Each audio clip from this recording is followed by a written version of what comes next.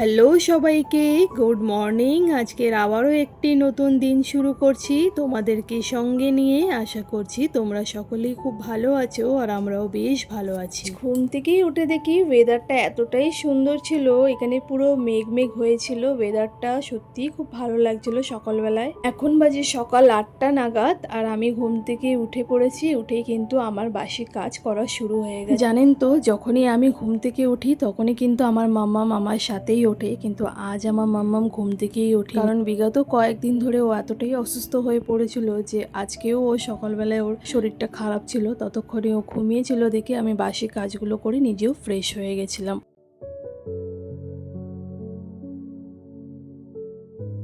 মা হয়ে ওকে এইভাবে কষ্টে দেখতে সত্যি খুব কষ্ট হয়, তবুও সব কিছুর মাঝে নিজেকে সামলে রাখার চেষ্টা করেছি। উঠবে না? ও মা, কি বলছো তুমি? বাইরে যাবে শুয়ে শুয়ে? না বাবাই, আগে ঘুম থেকে তো উঠতে হয়। মাম্মাম তো এখনো ঘুম থেকে উঠলো না, ততক্ষণে আমি কিচেনে এসে একটু চা বানিয়ে নিচ্ছি। চা না খেলে কিন্তু আমার দিন শুরুই হয় না।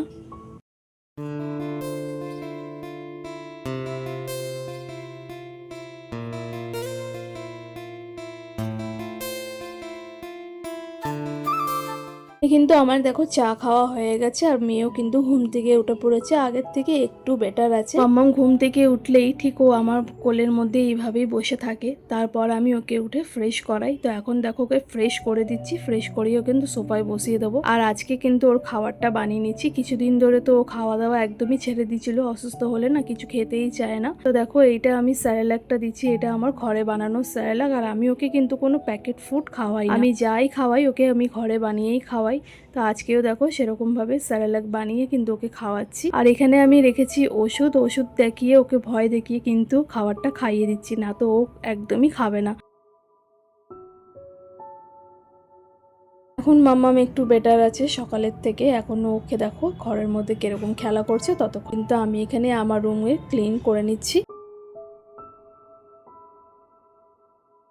সকালবেলাই আবার হাজব্যান্ডকে বলেছিলাম যে একটু বাজার থেকে মাছ নিয়ে আসতে। তো দেখো ও কিন্তু টাটকা টাটকা একদম রুই মাছ নিয়েছে। আজকে মেয়েকে একটু ঝোল ভাত করে দেবো। তো এখানে মাছগুলোকে ভালো করে পরিষ্কার করে আমি ধুয়ে রাখছি।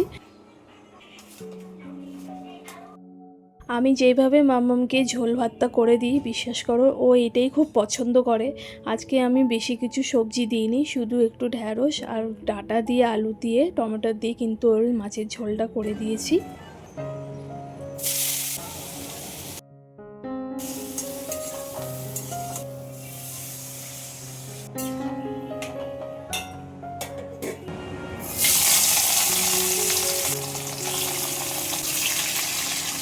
এখানে কিন্তু মামামের মাছের ঝোলটা হয়ে গেছে আর এখানে কয়েকটা বাসন ছিল, সেগুলো কিন্তু আমি সব মেজে নিচ্ছি। আর আমাদের দিনের রান্নাটা আমার শাশুড়ি মা করে নেবে, ততক্ষণে কিন্তু মেয়ের সব কাজগুলো কিন্তু আমাকেই করতে হয়। দেখো মেয়েকেও কিন্তু আমি স্নান করে রেডি করে দিচ্ছি। ওকে রেডি করার পর তারপরে আমি নিজেও চলে যাব স্নান করতে। স্নান করে এসে তারপরে আমি ওকে খাওয়াবো।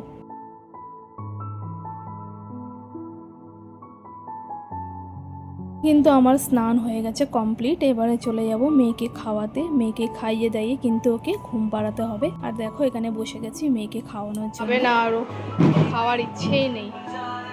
ও মা, মা আসো আসো, আমি চোখ, সবাই কিন্তু দেখছে আমি চোখ বন্ধ করে আছি, আসো।